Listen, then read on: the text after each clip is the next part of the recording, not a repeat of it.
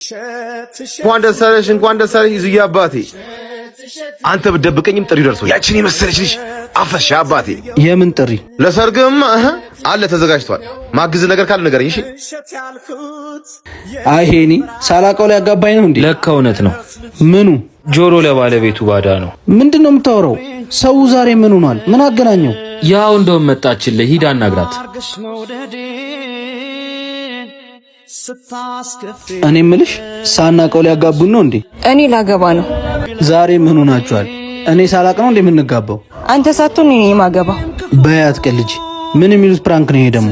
ፕራንክ አይደለም ሚዛና፣ ላገባ ነው። ከሰው ከምሰማ ብዬ ነው ለነገር የመጣሁት።